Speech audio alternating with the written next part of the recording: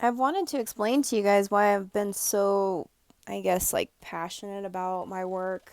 Um, the true drive of why I got on the spiritual path and why I really continue to push myself. It really started due to being in close proximity to my family. I have unconditional love for them and I've forgiven them. I've worked through a lot of this stuff. I was raised by basically three people. My older sibling was a lot older than me and very intelligent, so I kind of had like three parents growing up. And all three of these people, unfortunately, had unresolved trauma. And basically, it showed itself in the form of mental illness and personality disorders. So I had to deal with a lot of their stuff being projected onto me. And then I also had to deal with my own pain that was unresolved as well. So the result of that was almost like a karmic mental illness. I went into a very deep state of suffering. One of my YouTube videos was on schizophrenia versus shamanism. That was an era, a time in my life that I was deeply entrenched in basically walking the line, a very thin line between those two levels of consciousness, and I really suffered. I can't tell you guys enough. It put me into a place of survival, like just for years, just trying to survive. And one of the things that mental illness really taught me was that underlying unresolved trauma, unlearned lessons. And that's why I kind of used the word karmic, was that in my experience, I didn't have the knowledge. I hadn't learned or paid my debts. I hadn't come to that level of reckoning within my own being. So I suffered.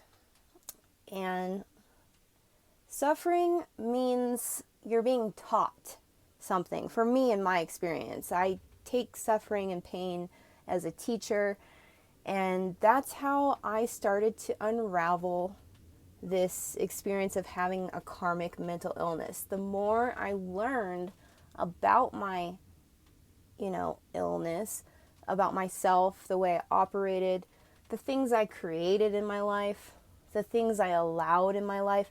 Because I read this quote today. Somebody said, we accept the amount of love that we believe we deserve. And that's what was going on. I had this very, basically a dark sense of understanding of my own identity. And so I wouldn't allow love in my life. I knew that I wasn't deserving of it, and I wanted to suffer more to learn more about myself. So that was the role that mental illness played in my life. I really had to choose my path. Was I going to give up my power and be stuck in stagnancy and complacency, allowing these other mentally ill people to run my life? Or was I going to do the work? And that's why I guess I'm here today, like on this channel. This is why I work with as many people as I can, is to try to shift that dynamic, that experience of dwelling in suffering, not doing the work, just having that identity of pain. Shifting that into a way of being where you're actively deciding your co-creation. You're actively going after what you want to manifest. So that means basically less suffering, a more joyful life where you can experience more beauty and open up and accept that you are worthy of love, being able to open up to that love. And that's why I feel I really survived, is because I chose the latter.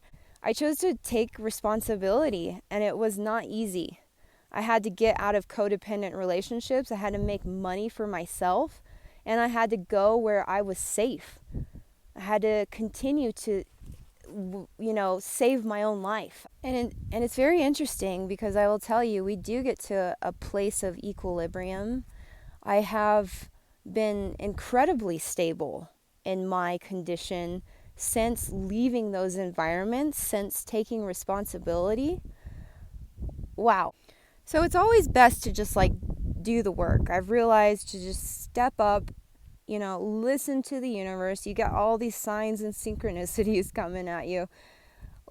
We're listening. We're falling into alignment with the highest good of all. And that really, I think most beings on their path will get to that point on their way to source. I've done some very kind of difficult subjects recently on this channel, and I've realized that nobody's getting away with this. Even if it looks like people are good on the outside, if they don't do their heart healing, if they don't do their spiritual work and find their way back to their true self, they're going to suffer. And that means, karmic mental illnesses. Even if you are in the most beautiful places. I used to sometimes worry about how, negative groups of people or bad types of people would live in the most beautiful place. I don't care about that anymore because I know it doesn't matter. Like literally the third dimensional realm doesn't matter to a sickly mind. So you can be in paradise on an island, but be in trauma and complete despair. So I know that nobody's getting away with this. We all got to do this. What is important to me, really important to me, is other people's ascension, because that literally affects me, because I know that we're one. So that's why I want to be here.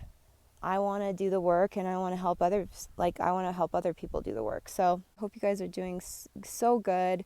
I love you all so much. It's been quite a time, and I am so thankful that you're here. Until my next one, you guys take care. Peace.